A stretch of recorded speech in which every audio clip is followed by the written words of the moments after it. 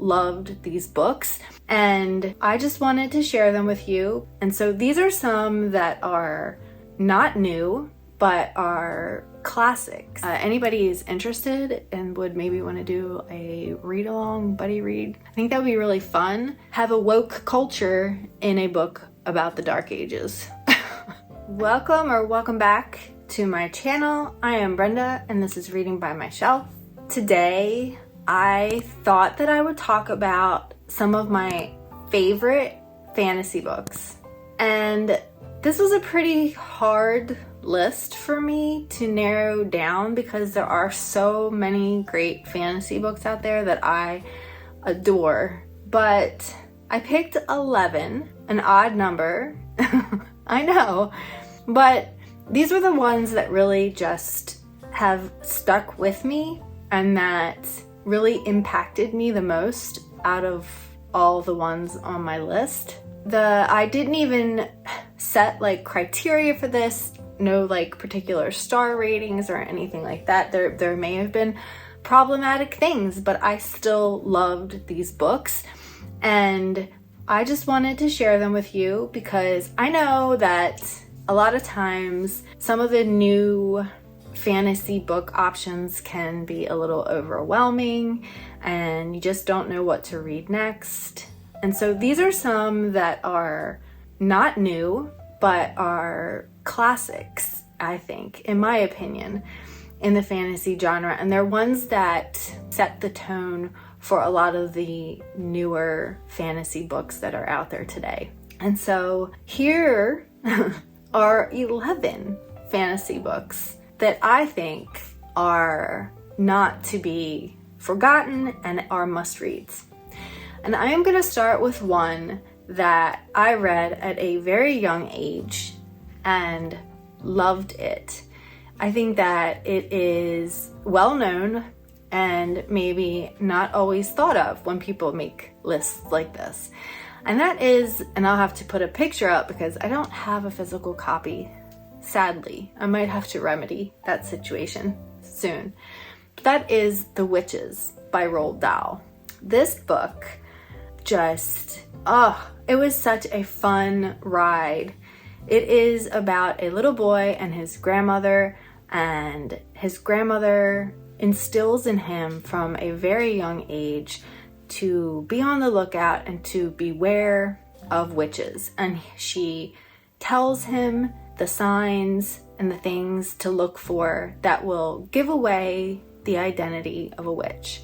And so him and his grandmother go on this trip and stay in this hotel, and while they are there, this coven of witches comes to stay there because they're having some sort of a convention. And this is his wild ride and it's an adventure, and it is very heartwarming and sweet, but also creepy and gross. I think that this is a terrific book, and I seem to recall that maybe there was some kind of a ban put on this book or some, you know what's been going on in the whole book banning and book bashing community in this woke ass culture that we live in. And so I'm not going to go down that rabbit hole, but this is one that I feel is fantastic fantasy book for those younger readers and adults as well. And the next book that I'm going to mention, that I don't have a copy here with me, I don't know why, I just could not find it. Anyway, that's A Game of Thrones.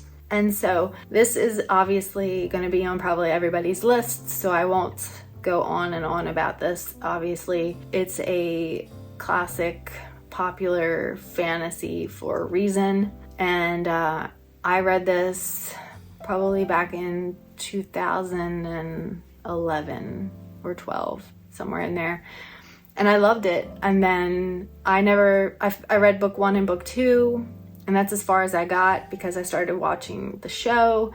And I don't know if you've watched my other videos when I talk about the fact that usually if I watch the show first, I'm not going to read the book. I don't know, it just takes away some of the fun of the book for me. it kind of ruins the shock value or that payoff when you find out what's going to happen.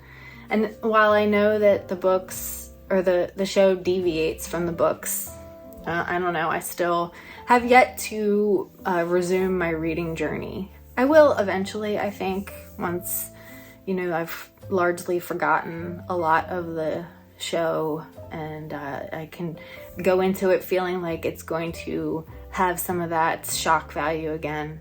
Moving on.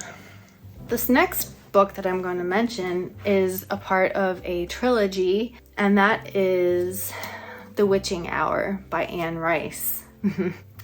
Again, this is another book that I read many, many years ago, and I read the first book and then binged the next ones in the series. I loved it so much. It is about a family of witches and the demon that attaches itself to its women, to its head women, to the head witch. And it has magic, obviously. There's some horrific, like, creepy elements. There is historical, mythical elements. I mean, it just has everything. I love this book, and I know they just recently made the show. Also, this is like 1,000 pages. Yeah, it's 1,000 pages long. It's a chunky book, and they just recently made this into a series, and it has, what's her name? Alexandria Daddario in it. I watched it, and I didn't love it, so keep that in mind. I thought that the books were like 20 times better than the show. The next book that I'm going to mention is one that I read at an early age again, and it kind of started my love for this author in general, and that is The Talisman by Stephen King and Peter Straub. This book is a fantastical journey, and it is about a boy whose mother gets very sick, and he wants to save her. He needs to retrieve the talisman, and in order to do that, he needs to travel basically across the United States, if I remember correctly. And one way that he can move across this expanse more quickly is by journeying through, what's it called? I can't remember the name of it. Anyway, if he goes through this alternate realm, he can travel at a much faster pace. Like, distance is not equal there. And he encounters all of these odd and strange characters and faces all of these obstacles, and it was just a really great read. I highly recommend this to any Stephen King fans. There is a sequel to this. It's called Black House. I have it. I have not read it. I need to. The next book on this list is one that I read when it came out, which was in 2010. Or it might have been 2011 when I read it. I'm not sure.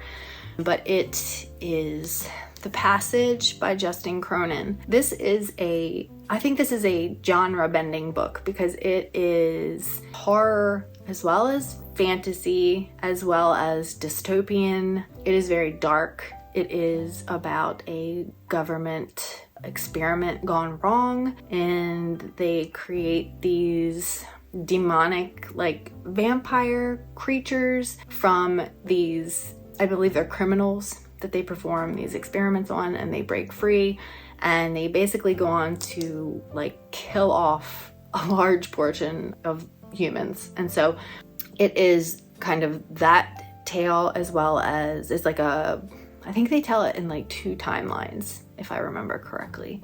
Like, a kind of like as it's happening and then afterwards. I could be wrong, and like I said, it's been like a long time since I read it, but I was actually considering doing a reread of this book this year at some point. If anybody is interested and would maybe want to do a read-along, buddy read kind of thing, I think that would be really fun. This book is just under 800 pages, and it is a part of a trilogy. I thought that this was the best book out of the 3. I think it would be good read as a standalone. So let me know if anybody is interested in reading this with me, maybe this summer or something. Okay. This next book I've talked about before in a few of my other videos, is one of my all-time favorite books. I love it so much. It like has a little bit of everything that I enjoy the most out of my books, and that is The Historian by Elizabeth Kostova. This is a fantastical journey. It has a little bit of historical fiction. It has, you know, vampires and myth and lore and a love story, and it's told in 2 different timelines, and the prose in it is just spectacular. I've read this book probably 6 times, and I will reread it again. If ever I go into a reading slump, this is the book that I pick up to pull me out of it. And it ain't short, but it's so good. I love it. It has religion in it a little bit. So good. The next book is by none other than the Queen of Fantasy, the beloved Robin Hobb. This is Fool's Fate. This is book 3 in the Tawny Man trilogy. And in this book, they end up on an island. What's it called again? Yeah, the Isle of Aslaval. I don't know if I'm saying that right, probably not. But I think in this series, I think what really did it for me was the fact that you got a really deeper look into the Fool, and also the relationship between Fitz and the Fool, and it really tugs at your heartstrings. And there's like a dragon, there's dragons, and there's all kinds of crazy magical stuff going on in this book, and I just loved it. I cried, had all the emotions. And so if you are a fan of Robin Hobb, I mean, who isn't? She's fantastic. But this book, I think, is my all-time favorite of hers. It's just so well done. Next, I have another book that I read probably 12 years ago, and that is The Hunger Games by Suzanne Collins. I mean, I feel like this is another classic that everybody is going to have read and knows very well between the books and the movies, but it just does so many things right. And we actually read this book in one of my literature classes for my bachelor's degree, and it was based on popular fiction, and it went into the things that make popular fiction popular. And what you learn is that basically what Suzanne Collins does is she gives you exactly that. She creates this underdog character and just pits them against other people, and really makes her, you know, she is one of those people that she doesn't want the spotlight. She doesn't want to be put in the position that she's in, but she first and foremost looks after her family. And so she ends up taking on this responsibility for not only her sister, but ends up being, you know, like the entire population. Anyway, it's a really well done story. It's a quick read, and it is one that I think is a classic and will be on everyone's radar for a long, long time to come. Okay. Next, and I want to mention that these are not in any particular order. They are just my top, and that's it. Next, I have The Name of the Wind. I read this book probably 10 years ago. This is the anniversary edition, and I love it. It's beautiful. It's got some great artwork in it.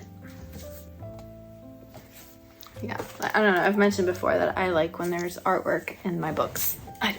I'm sure most people do. Anyway, so this is a great book. It is about, I can't even remember the character's name.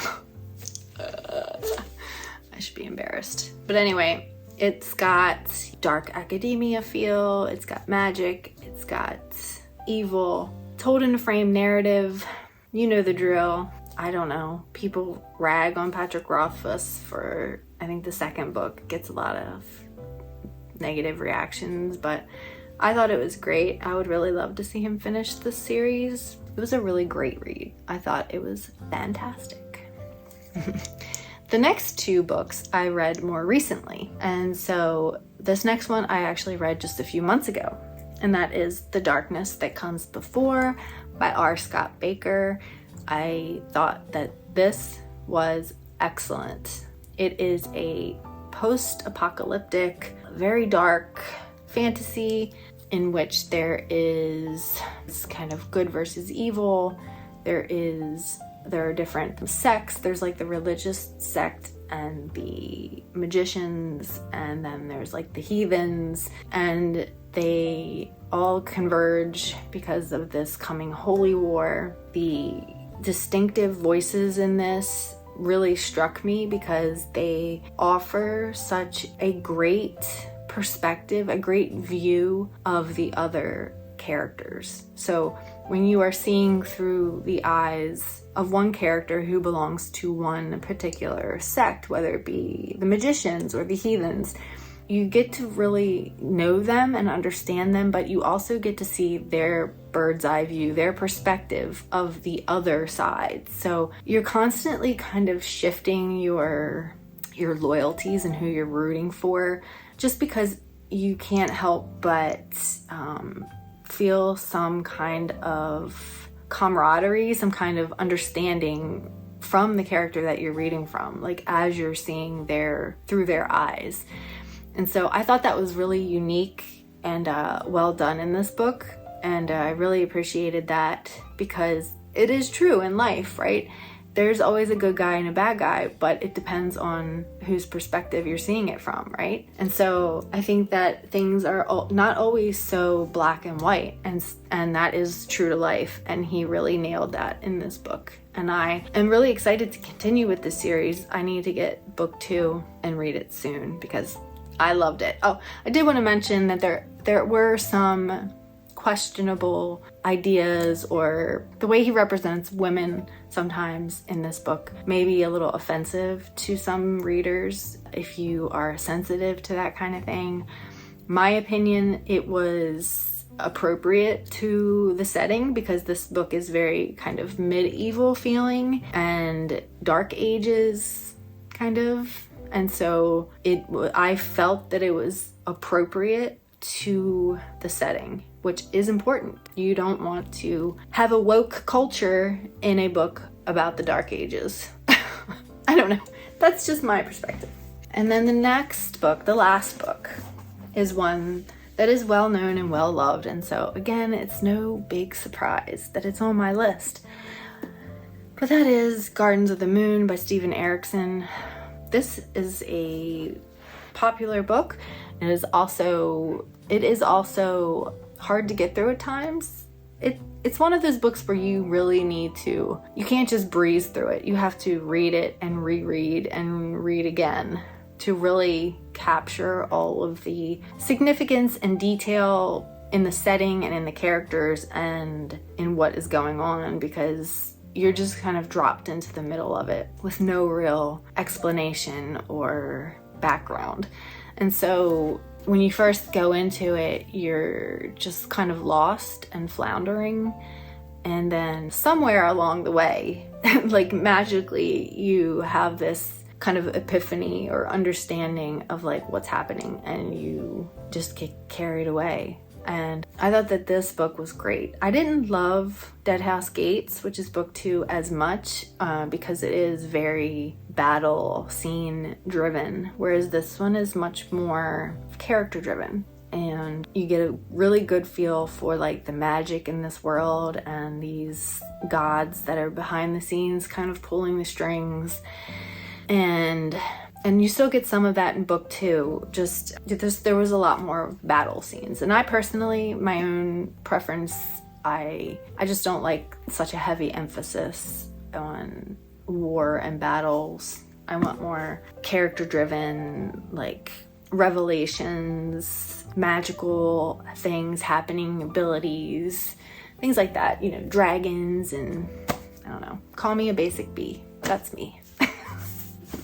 Yeah, so that's my list, and I'm sure that there are some that I could have or should have maybe put on this list, and as time goes on, it will probably change the more that I read. And so I love that, and I love that I'm constantly finding new freaking great fantasy books to love and to share. So I would like to ask you to maybe leave me some recommendations below, because while I have a TBR, a good amount of books that I haven't read yet, I'm still always on the lookout for my next favorite fantasy read, because there are just so many and it's really hard to keep up with them. And I feel like I've definitely missed some. So that is my job for you. Leave me some recommendations, or maybe tell me what you thought about the books that I put on this list. Like the video if you liked it, and subscribe if you want to see more. I post videos every Tuesday, Thursday, and Sunday. I will see you again soon.